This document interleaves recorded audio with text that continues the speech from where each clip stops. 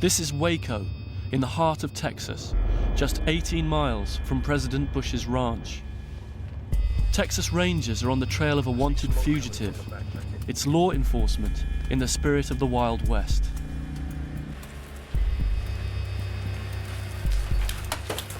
Back. See your hands. See your hands. Let's go. Everybody out. Out now.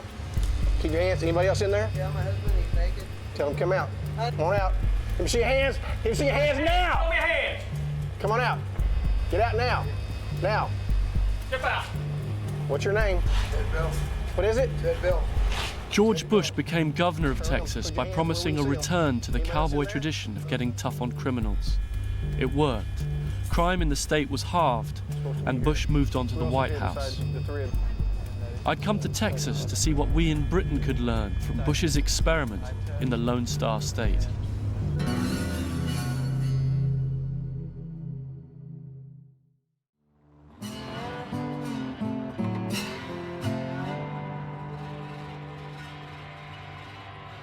My journey started in Fort Worth, the original cow town, at the heart of this huge state. Texans project an aura of confidence. They have a view of the world that is simple but powerful. There are good guys and bad guys, a view that George Bush clearly shares. In the 1980s, the Lone Star State experienced a huge surge in crime. In 1994, George W. Bush was elected governor on a pledge to get tough with criminals. He tripled the number of prison beds and promised in particular to get tough on young offenders. The result has been a huge drop in crime, and the methods he used have come to be known as the Texas solution. The vote carries with it an awesome responsibility. Texas is ready for a new generation of leadership, and I will provide that. Bush told the voters government could only do so much, and he called upon Texans to draw on their frontier spirit and get actively involved in the fight against crime.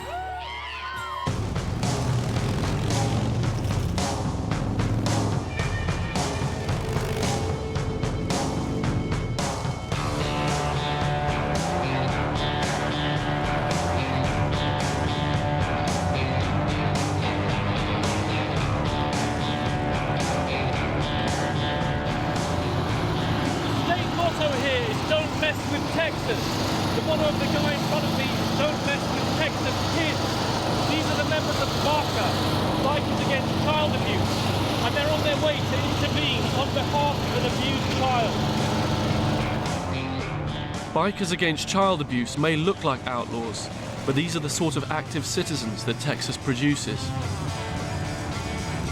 There were 60 of them, riding out like a posse in a western to adopt an abused child into their biker family. Leading the ride was the chapter president, Brian Humble, nicknamed Brass. Now about the kids. Hellbug, 8 years old, who was sexually molested by her step-grandfather. It happened in her home, in her bedroom while he was babysitting. Hot Rod is her 6.5-year-old brother. He's the one that walked in and saw Grandpa doing the deed. What he told the little boy when he walked in the room was, close your eyes until Grandpa's done. Dad has come to grips. He's ready to see his dad go to jail and rot there. After the briefing, we rode into the abused child's neighborhood en masse, a show of support and a powerful warning to the abuser. This is Hot Rod, newest member, Baca. From this day forward, you are a member of our family, we're a member of yours. Hellbug.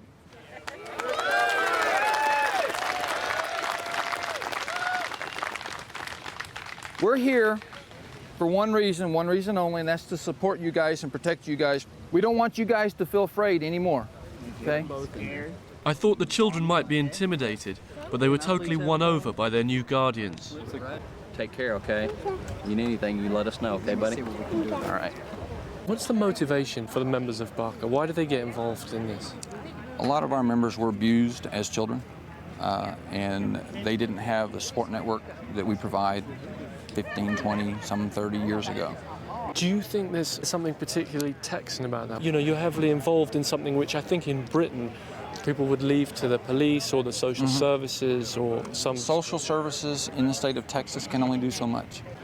Would you ever consider using force? We don't condone any violence, but if we have to be the barrier between that child and that perpetrator, and there's nobody else to be there, we will intervene.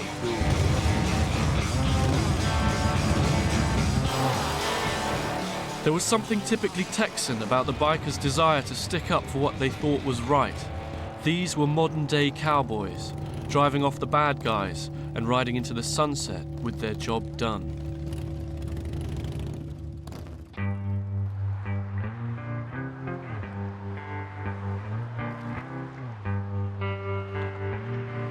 Active citizenship is not just about having a motorbike.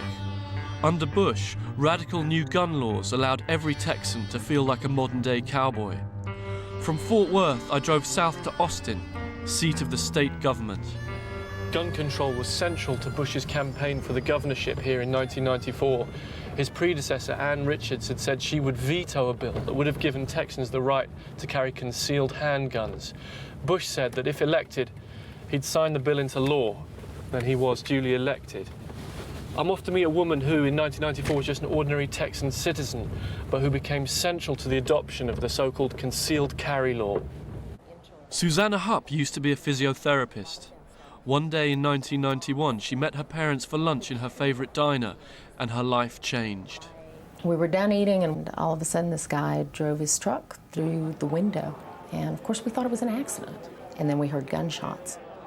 He literally was just simply going from one person to the next. He had complete control over the situation. He would take aim, pull the trigger. Go to the next person, take aim, pull the trigger. When I realized it, I thought, I've got this guy, I've got him. I reached for my purse on the floor next to me, and I realized that a few months earlier I made what I absolutely consider to be the stupidest decision of my entire life. I was beginning to leave my gun out in my car. But at that point, my father took my attention, and he was saying, I've got to do something, I've got to do something. He's going to kill everybody in here. He got up and ran at the man.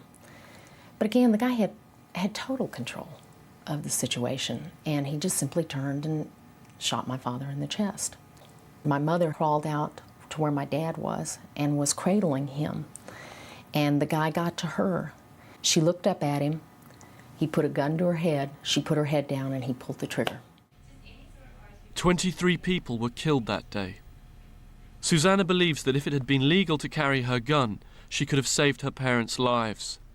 She began campaigning to change the law and became a politician in the process. She remains convinced that the concealed carry law has made Texas a safer state. But the guns that he used to commit the massacre were legally bought? Absolutely. So don't you think that another way of looking at it would be to say if gun control had been stricter, or if it had been impossible for him to buy them, then he wouldn't have been able to commit the massacre in the first place? I'm sorry. I'm chuckling because that seems, and I don't mean this in a rude way, but that seems such an absurd statement to me. I promise you, if I wake up in the middle of the night and there's someone in my home, I'm not going to turn on the light to see how old they are. I'm not going to say, excuse me, what color are you? Are you of age? Are you just here to take some money for drugs, or are you here to murder my children and rape me? I'm not going to ask any of those questions. I'm going to point and I'm going to pull the trigger. The first time the target's turned to face you, shoot twice. The next time the target's turned to face you, shoot 3 times. Any questions? Fire.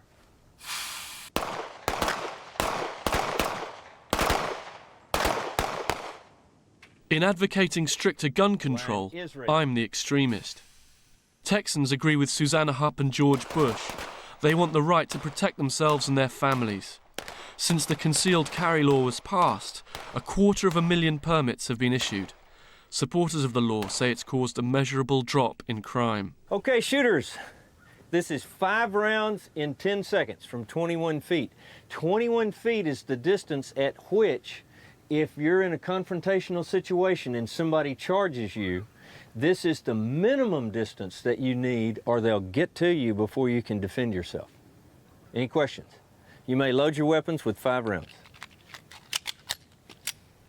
To qualify for a permit, Texans have to pass a weapons training course.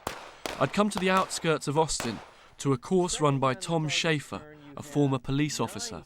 What kind of people come on this course? I have professionals of all trades. I have doctors and lawyers and nurses and accountants. We've got a guy here in class today that's a retired engineer. We have another one that was in the military. Why do they come on the course? Well, they want to feel a sense of protection. We live in a society that has a lot of criminals in it, and they're violent criminals. And if you don't have any means at all other than your wits about you to defend yourself, we have some people that will just shoot you just to watch you be shot. And it's the idea that they have a perception of being safe if they have a tool besides their mind.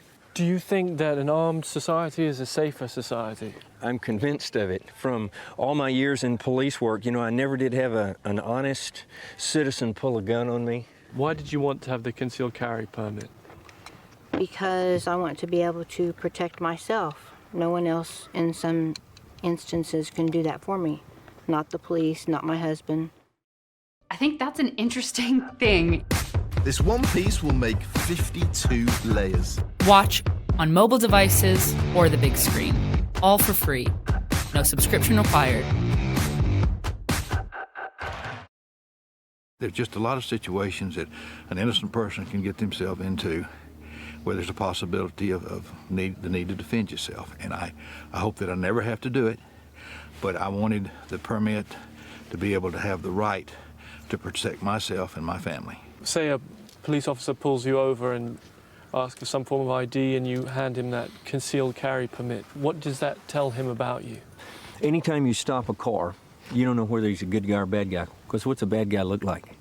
You don't know what a bad guy looks like until he attacks you or does something wrong with you. But when he walks up to the car and you produce that permit, he knows you have to be a good guy. That also implies that you all feel like you're the good guys. You're confident that you're the good guys. Oh, definitely.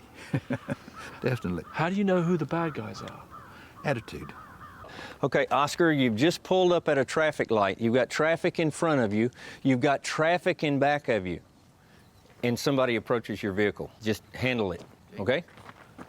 Hey, buddy, how you doing? You hadn't got $1 for a poor guy that I work for a living. I appreciate that. I will. I'll be glad. You got any work that you need me to do for you? No, I really don't. Man, I tell you, you got such a nice truck here. Could you give me a ride downtown, please? I appreciate your concern, but I can't help you. I'm sorry. Okay. Please. All right, what do you think?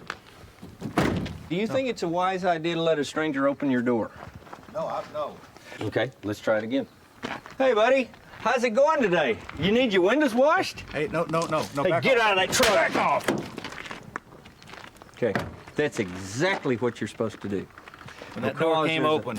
Violent action to grab the door open. That door came open. That was my...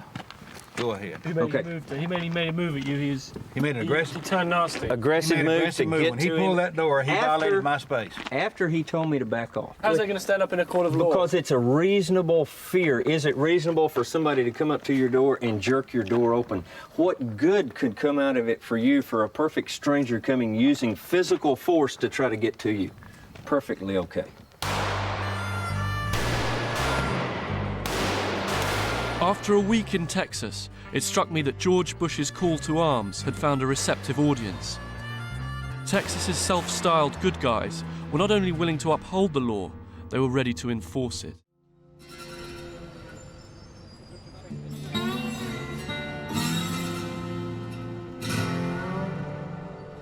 From Austin, I drove south to Houston, the fourth largest city in the US. It has a population of 2 million people, and though it's still known as the murder capital of Texas, crime here has fallen dramatically. In the year 2000, there were 280 murders here, which sounds like a lot, until you find out that pre-Bush and the Texas solution, the murder rate was more than double that. In 1991, there were 710 murders here. All rise. The 185th District Court is now in session. The Honorable Susan Brown presiding. Be seated, please.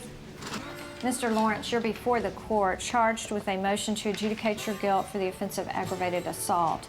How do you plead, sir, to the allegations contained in the motion that you did not report to the Adult Probation Department as you were instructed? True or not true? True, ma'am.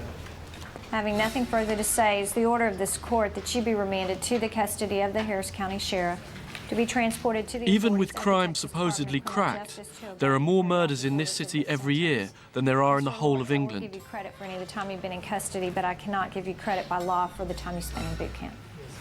Good luck to you, sir. Thank you, Your Honor. Thank you. I was amazed to learn that support for the death penalty is about the same here as it is in the UK, with roughly 68% in favour.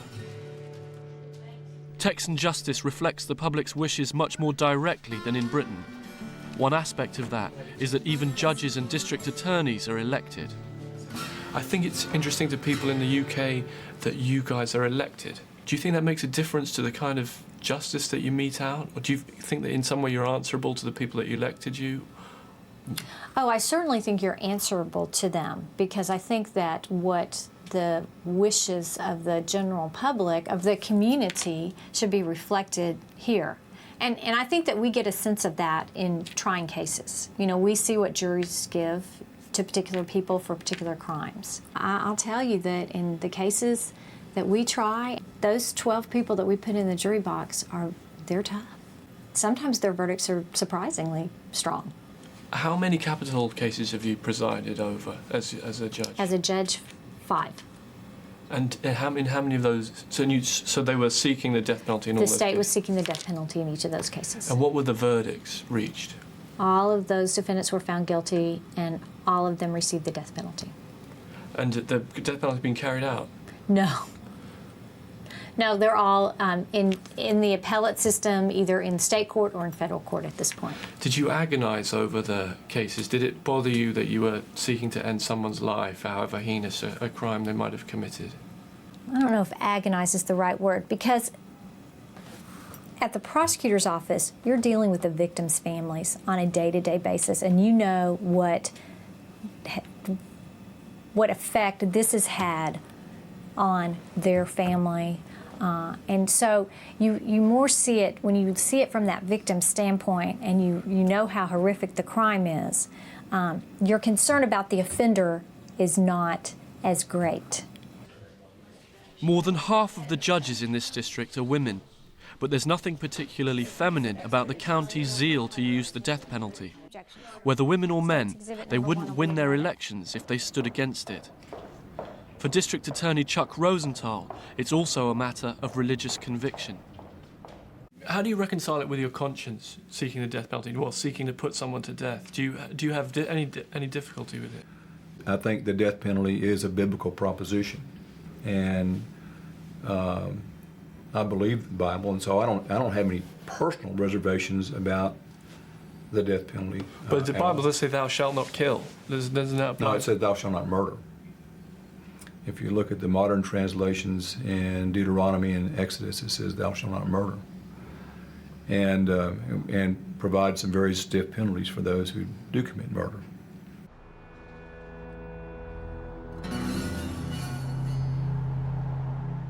Although I'm against the death penalty, I understand its appeal.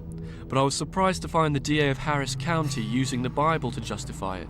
And though I'm not religious, my Bible definitely still says, "Thou shalt not kill." But as it turned out, Texans don't see a contradiction between punishment and forgiveness.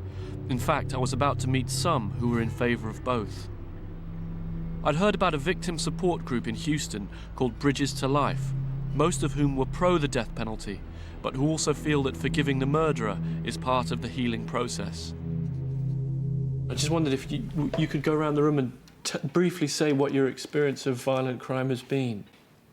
Well, my sister was murdered in 1993, and there was 2 killers, and both killers were apprehended and both received capital punishment, death penalty sentences. And my daughter was murdered in '86 on her 21st birthday, and he was apprehended and also received the death penalty. And my daughter was murdered in 1986, and he received the death penalty and was executed. Do you consider that you've all been able to forgive the perpetrators of these crimes against you? Yeah, I have. Yes. Yes. You were asked about forgiveness. In my case, not totally, but sometimes part of forgiveness is just kind of a self-defense. The options are not very good, because in not forgiving, you become a total prisoner. You become totally in pain, and the lack or absence of forgiveness brings a lot more problems to a person than forgiving. Paula Kurland's daughter Mitzi was murdered in 1986 on her 21st birthday. The killer was a man called Jonathan Nobles, who'd been stalking her roommate. She ended up bleeding to death in the corner of her closet. He had stabbed her 28 times. Paula went against the wishes of her family and arranged to meet Nobles on death row. I had to talk to Jonathan, and I didn't want to know why he had murdered my daughter. The fact that he did it was more information than I really wanted. But I needed to talk to him. There were just some things that I needed to say to him and to him only. The encounter was filmed by American television.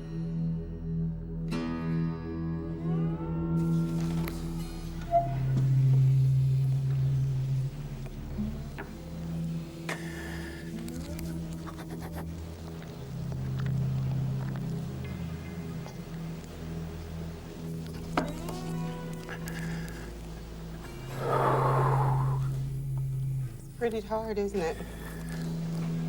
It's the hardest thing I've ever done in my life. Dying is easier than this. This is Mitzi. She was a real person, Jonathan. She was real. And she was nothing to you. But she was my whole life. She was my baby. And you can't imagine what you've done. The fact that he was going to be executed was something that just had to be done. I mean, the crime that he committed was so heinous that, and in Texas, it has to be the worst of the worst to get the death penalty. And do I think that it was a justified sentence? Yes, I do.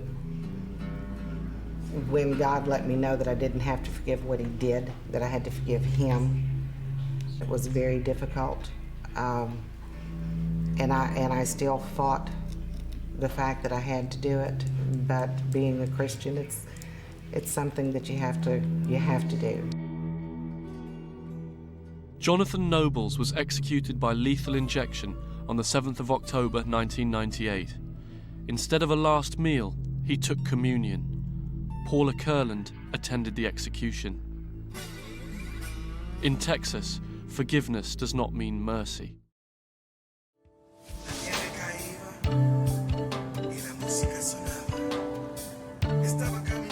Well, it is high time to holler down the pipe chase and rattle them bars. We're going to do a prison show for you right here on KPFT. It is Friday night out, and Ray Hill and the gang is here. Here is the music of Ross Bird.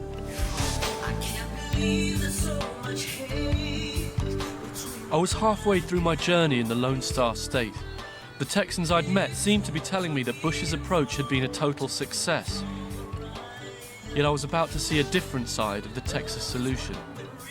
I'd arranged to meet another victim of crime. His name was Ross Bird. Ross's father, James Bird, was murdered in a notorious incident in Jasper, Texas. White racists chained him to a pickup truck and killed him.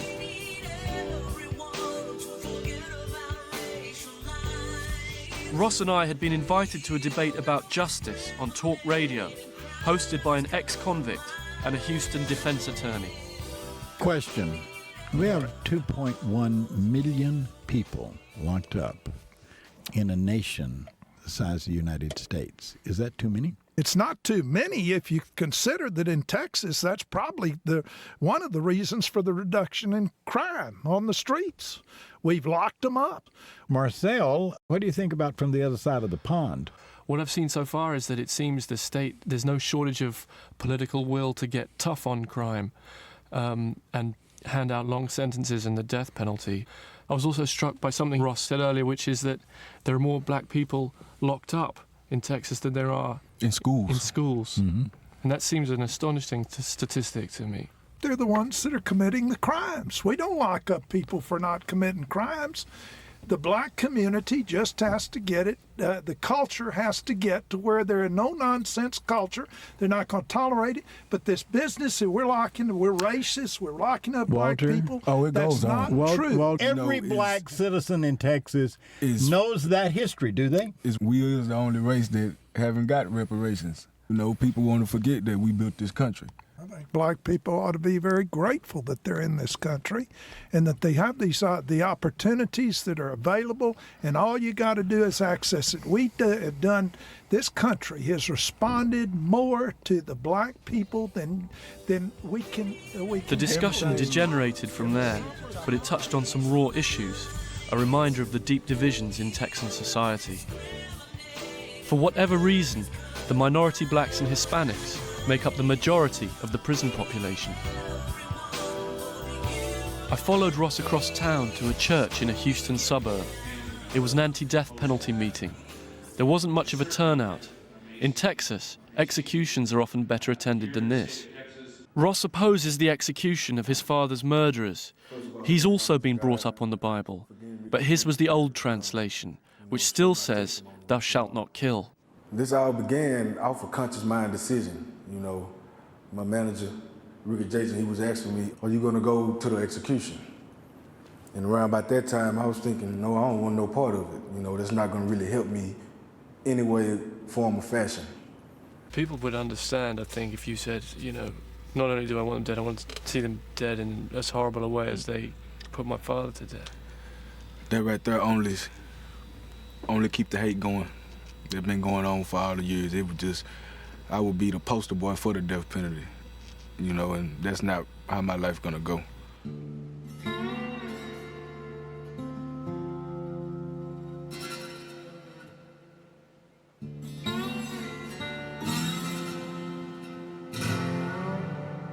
After a week of hearing contradictory arguments about capital punishment, I got the news that my request to visit death row had been approved.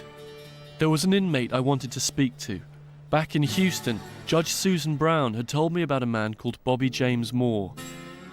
He'd shot a man's head off in a bungled robbery, but after 23 years awaiting execution, she said he was a reformed character. He's been a mentor on death row, so he has truly changed. You couldn't go any further in rehabilitation. Bobby, you don't feel you're not an innocent man. You never claimed to be an innocent man. You are guilty of the crime you committed. That's simple. I'm guilty of the crime that I committed. I especially accept responsibility for my actions. If I could change what happened 20 years ago, that was possible, I would. Susan Brown said that she felt that you really had changed during your time here. That a lot of people have felt that you are a different person from the Bobby Moore who was committed here 23 years ago. Most of the people that knew me over the years and people that I had the opportunity to meet when I went back for the trial, all felt that, from their own perspective that I had changed over the years, which is true, I have changed a great deal. I'm not who I was 20 years ago. Bobby has had various appeals turned down. He now has one pending, but time is running out. It's a disturbing fact that black people make up 13% of the population of Texas, but 41% of death row. Under George Bush, the state executed 152 people, but not one of them was a white man convicted of murdering a black man. Death row is the end of the line for Texas's bad guys, however much they've changed.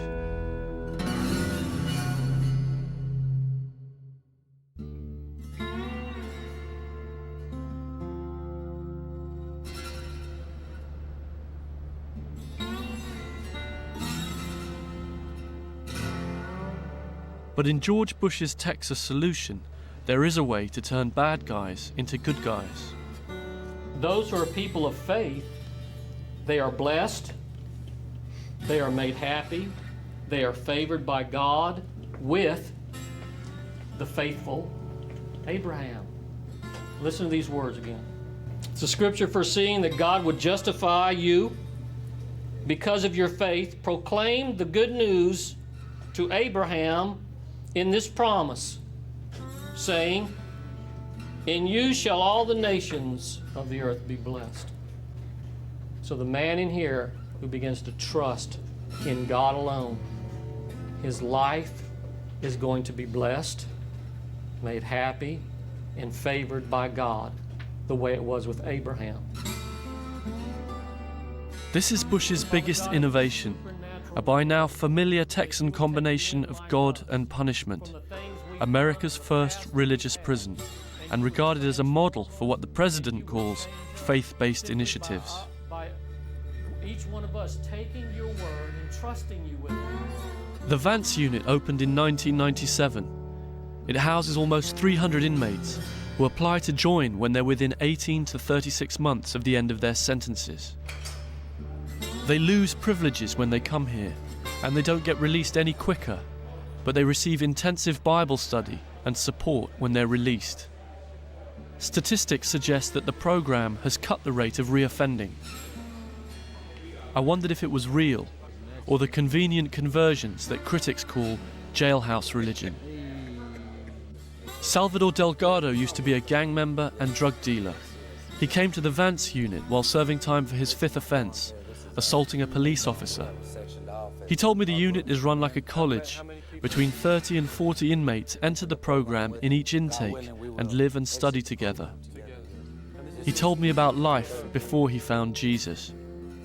This is my home here. It's small, isn't it? Yes, this is the living quarters. This is rather the largest bunk in this place. Is it? How did you get that? Well, just Jesus, I guess. You just gave me the biggest. You know, but what were you like? A monster. You were a monster. I was a monster. I got a case right now for running over a police with a vehicle. What do you mean? That? When did you do that? You did that? Yes, this crime that I'm on now. Is that what you did? You ran the gun? Aggravated assault. He stopped in front and had a pistol on me and told me get out, and I didn't stop. So what changed you? In there. What changed me was Jesus. But what about people who say what you got is jailhouse religion? Jailhouse religion, I don't know, but I know one thing, statistics will prove different. Find me in 5 years from now, and if you see me somewhere in London and on the streets preaching the gospel, you sit there and you wave at me in England. All right, that's a good challenge. You sit there and you shake my hand and you say, I see that it wasn't jailhouse.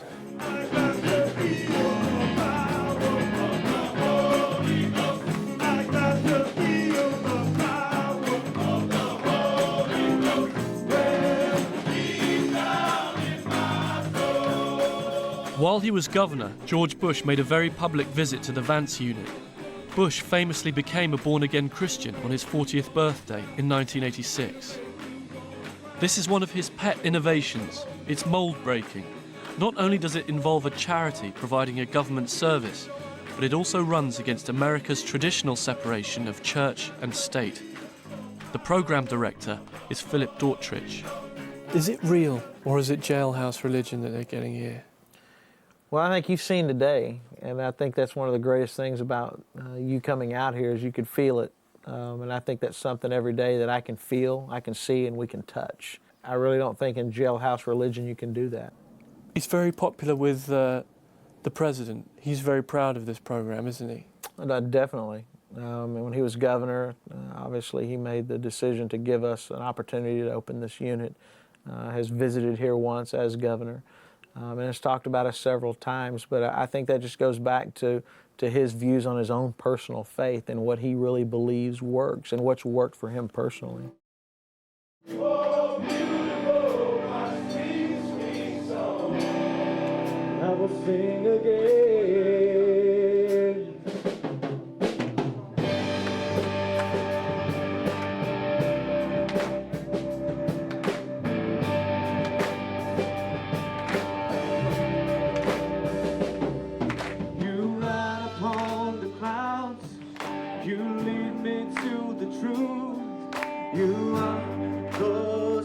I found it impossible to come to the Vance unit and not be moved by the spectacle of these men who include murderers and hardened criminals joined in prayer. But there was something profoundly weird about it too. The president sees the Vance unit as a model for the rest of the country. In Bush's New America, the government-approved method for rehabilitating adult criminals turns out to be the president's idea of salvation.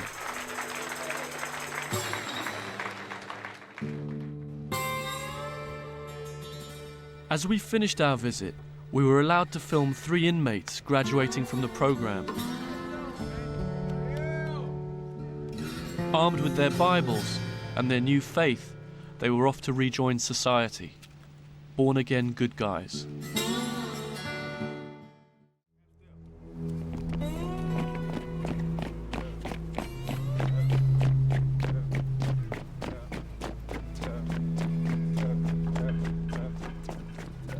When George Bush ran for governor, Texas had a soaring juvenile crime rate. While he was in office, the number of youths sent to juvenile institutions increased by more than 50%. Governor Bush had delivered what he'd promised, but I worried that he was storing up terrible problems for the future. I'd come to Giddings Youth Prison, wondering if, like its counterparts in Britain, it was an academy of crime. Inmates at Giddings are the most serious young offenders in the state of Texas. 90% of the boys here have committed serious felony offences. They're here to receive rehabilitation and correctional therapy. This is Texas's answer to cracking youth crime. Giddings is a boot camp run on a military regime of 16-hour days and no-nonsense discipline. Violent misbehaviour is punished by a spell in the isolation unit, locked up with points held against your record. Boot camps were tried in the UK by the last Tory government. They were an expensive failure. A study found that offenders were even more likely to go on and commit violent crimes after leaving. Here at Giddings, they've addressed that head-on with a surprisingly forward-thinking approach to sentencing and rehabilitation. Giddings runs the Capital Offenders Program. It lasts 6 months and aims to teach empathy to some of the worst young offenders. In the first stage of rehabilitation, the offenders have to recount their crimes. The session was begun by Luis Chavez. My name is Luis Chavez. I'm 18 years old. I'm from El Paso, Texas. I'm responsible for murder and aggravated assault with a deadly weapon of Christian Garcia, age 18, relationship rival gang member, and Edgar Dominguez, age 18, relationship rival gang member. I aimed towards him and I fired once. Before I fired, I was feeling nervous and scared. But once I fired, those feelings went away. I felt powerful, I felt in control. I felt like I couldn't be stopped. So then I shot again. I cocked the shotgun and I shot again. I had seen Christian fall to the ground. He fell face first on his knee and he began rolling, grabbing his back. Due to my gang involvement, I received a determinate sentence of 35 years with a minimum period of confinement of 36 months in the TYC program. As governor of Texas, George Bush lowered the age at which criminals could receive the death penalty from 18 to 17, sending a warning to Texas's youths. But in tough love schools like Giddings, he also gave youths like Luis a chance to change. The fact that Texas has the death penalty and seems to be quite keen on using it, does that ever enter your mind as a factor? It does. I mean, when I first did my crime, they was trying to charge me as an adult, which I could have gotten the death penalty or life sentence. But I got a second chance, and I still think about it. I still see how I was rewarded a second chance to see if I would change or not. Are you sincere about what you're doing here? Does it come from the heart? Yes, sir. First, I came in here thinking, man, I was just gonna do my 3 years. I didn't know about going through a group or anything about it, so I thought I'm just gonna do my 3 years and get out, go back to what I was doing. Yeah, I still have internal struggles with my gang-related values. 'Cause I still have ex-gang members out there that talk to my sister and tell her that they're waiting on me to get out, and they would like to associate with me still. But I still struggle within myself to committing myself to changing.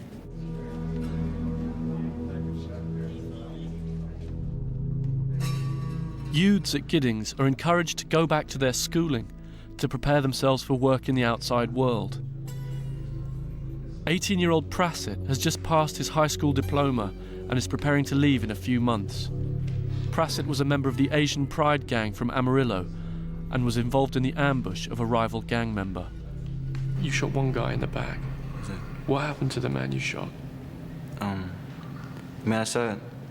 Right now, he's paralyzed from the waist down after being shot like 14 times in the back. And you shot him 14 times in the yes, back sir. with a Tech 9? Yes, sir. And right now, he's paralyzed and still going through a lot of pain still. And I understand, too, how other people feel. And, like, I'm saying, since I'm already committed a crime and they would like to see me stay in here. And I understand from that. But I am putting my effort and everything to change because that's what I want deep down inside my heart. That's what I want to do is change. It's not for myself, but for my victim, I'm saying. Prasit and Luis seem determined to make good. Program coordinator Dr. Ann Kelly believes that they can genuinely turn their lives around. I think that there are many young people here that are sincere, and I think there's some that are hardened and won't change. I think over the long haul, I think most of them start off deciding that they're just going to talk the talk and try to get away with it, and I think as the time goes by, they learn that, Luis may learn to talk the talk to get out of here in 3 years. However, he has to survive another 33 years on parole. And he knows that. And so there comes a point in their lives where they know if I don't really make the change and I'm just talking the talk, I'll never make it out there in the streets. Only 11% of the youths who complete Giddings Capital Offenders Program are reincarcerated for violent offences. With 30 years of prison hanging over their heads if they violate the terms of their parole, these young men know they've been given one last chance. It seems a simple way of keeping them on the straight and narrow. Giddings suggested an almost liberal approach to the possible problems of having such a large prison population. This feeling was reinforced by a visit to an all-female unit just 3 hours away, another surprisingly progressive part of the Texas solution. Hi there, how are you doing? Hello. I'm Marcel. I'm Monique Williams. Monique, nice to meet you. I'm Shatina. Shatina, nice to meet you too. Well, do you guys want to take me on a tour? Sure. I'll show you my room. This is where that's we nice. stay. This is a nice room. Because I've been at Giddings, I've seen the rooms that this is a little bit better than that. Your child was born while you were in Victoria. In Victoria, which is a prison essentially. Yes. So you didn't have a mom or anything to show you your parenting skills. No, sir. This is called Wings, Women in Need of Greater Strength. Bush thought educating these girls in motherhood could turn them into responsible citizens, and rejected the arguments of Republicans who called for the compulsory adoption of the children of criminals. Drugs and violence were part of the fabric of these women's lives. Even so, I was taken aback by what Shatina had done. I got into an argument with the girl at school, and it happened like 2 years ago and led on to another year. And in 2002, we got into an argument again, and I had my box cutter on me and I carved my name on her face. You had your what on you? Box cutter. You had a box cutter on you and you carved your name on her face? Yes. Was it a gang thing, or was it just a beef that you two had between yourselves? It was beef that we had. Right, okay. I think we're more Monique and Shatina told me the system at Wings had encouraged them to change by giving them a chance to be united with their children.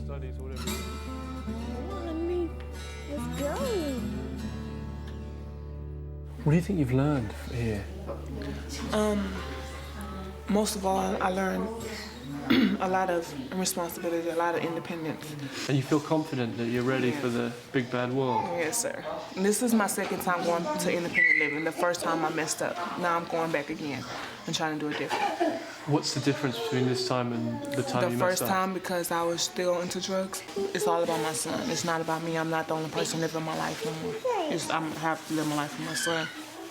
I've got to say, Shatina, I was so surprised when you told me what your crime was. Does it surprise you at all? Right. I knew, like, when I committed my crime, I felt like it wasn't me. I could have just walked away from it, but I chose not to. And I take full responsibility for my actions, and I feel sorry for what I've done. And I apologize. I want to apologize to her, but I'm scared too. I'm scared like she's going to hold that grudge forever.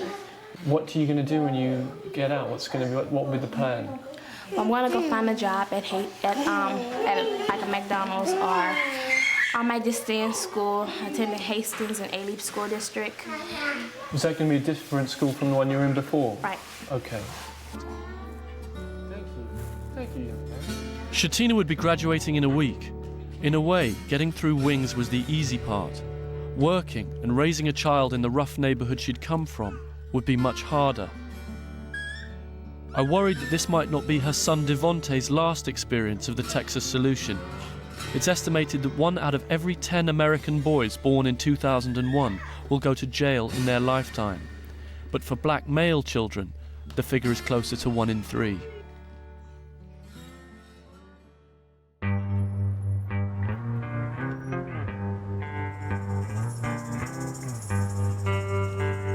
I'd come to the end of my journey through Texas. We spent our last night in Houston. It was the mayoral elections. The contest was too close to call. At the Doubletree Hotel, Democrat Bill White was rallying his supporters.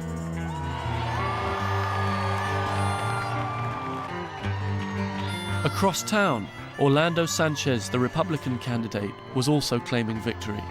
Early returns are looking good. We're going to turn this city around, and we're going to have change at City Hall.